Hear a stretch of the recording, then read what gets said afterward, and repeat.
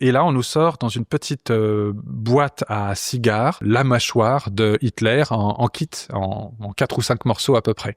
Donc on reconstitue un peu le puzzle en position anatomique, et là je prends mon microscope et ma loupe binoculaire, qui sont grands comme ce micro à peu près, et j'examine tout ça, et je réalise même un prélèvement de tartre dentaire que j'étais autorisé à ramener à mon laboratoire. Incroyable.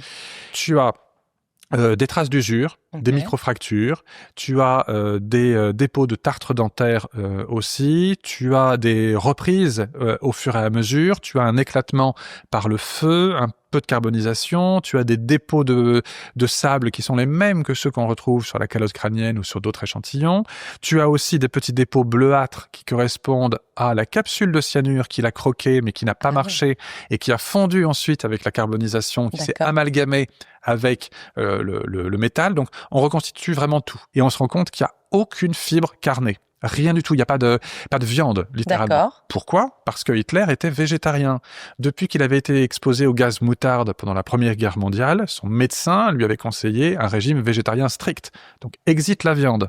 Et en effet, il n'y a pas de viande du tout. Et c'est comme ça que tu as comparé et que tu étais sûr que c'était les mêmes dents ? Je peux te le dire, les yeux dans les yeux, comme dirait quelqu'un d'autre, c'est bien lui qui est dans une boîte à cigares et dans une boîte à disquettes à Moscou, et il n'a pas survécu pendant des années et des années.